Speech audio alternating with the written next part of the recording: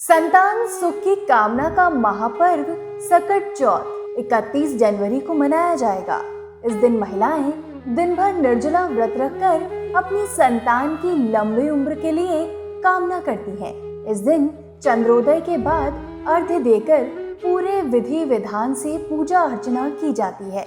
कहा जाता है कि सकट चौथ के दिन जो भी महिलाएं निर्जला व्रत रखकर पूजा पाठ करती हैं, उनके बच्चों पर कभी किसी भी तरह का संकट नहीं आता है। तो आज के इस वीडियो में हम आपको संतान सुख की कामना का महापर्व सकट चौथ की कथा, पूजा विधि और इसके महत्व के बारे में बताएंगे। तो वीडियो को अंत तक जरूर देखें। सकट चौथ के दिन क्या ना करें। सकट चौथ के दिन निर्जला व्रत रखा जाता है, इसलिए इस दिन भूलकर भी पानी नहीं पीना चाहिए।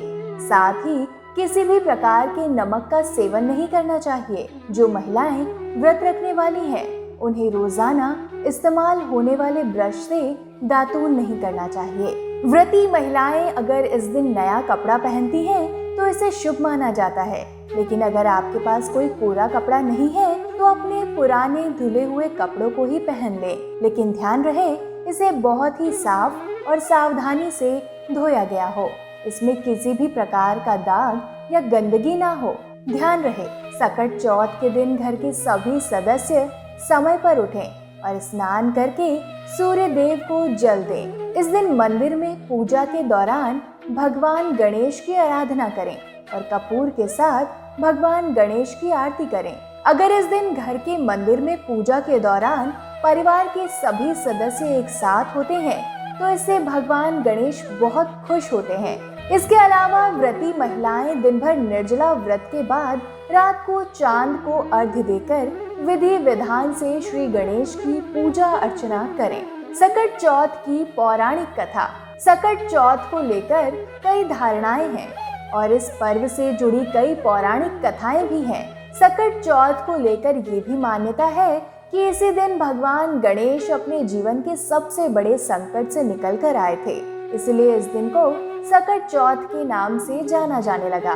एक दिन की बात है, माता पार्वती स्नान के लिए जा रही थी। ऐसे में माता पार्वती ने सोचा कि नहाने जाने से पहले मुझे दरबार पर किसी को खड़ा करना होगा, जिससे कोई अंदर ना आ पाए। लेकिन उस दौरान माता पार्वती के पास कोई नहीं था। तब माता पार्वती ने अपने तेज से भगवान गणेश को जन्म दिया और नहाने जाने के पहले उन्होंने दरबार पर भगवान गणेश को खड़ा कर दिया और माता ने उन्हें आदेश दिया कि चाहे कुछ भी हो जाए, जब तक मैं स्नान करके बाहर ना आ जाऊं, किसी को भी अंदर नहीं आने देना और यहीं खड़े रहना।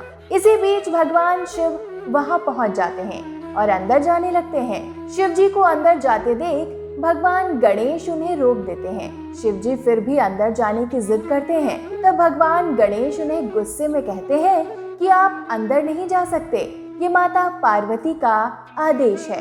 इस पर भगवान शिव क्रोधित हो जाते हैं और वो अपना त्रिशूल निकालकर तुरंत ही गणेश जी का सिर धड़ से अलग कर देते हैं। पुत्र की चीख पुकार सुनकर माता पार्वती भागते हुए बाहर आती हैं और गणेश का ये हाल देख चिल्ला चिल्ला कर रोने लगती हैं। वो लगातार भगवान शिव से गणेश को जीवित करने की जिद करने लगती हैं।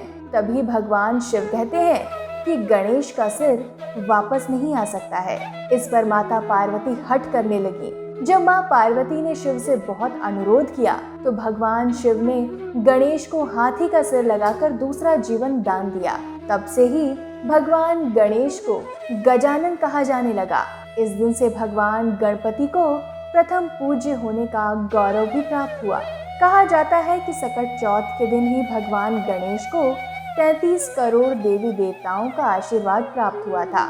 इस दिन भगवान गणेश की पूजा करने पर वो किसी को भी खाली हाथ नहीं जाने देते हैं। सकट चौथ की महिमा की बात करें तो इस दिन महिलाएं संतान की लंबी आयु की कामना करती हैं। कहते हैं इस दिन जो महिला निर्जला व्रत रखती है, उनकी संतान और परिवार पर कभी किसी भी प्रकार का संकट नहीं आता है। सकट चौथ के दिन महिलाएं सुबह 4 बजे से ही निर्जला व्रत शुरू कर देती हैं और शाम को गणेश भगवान और चंद्रमा को अर्घ्य देने के बाद अपना व्रत खोलती हैं।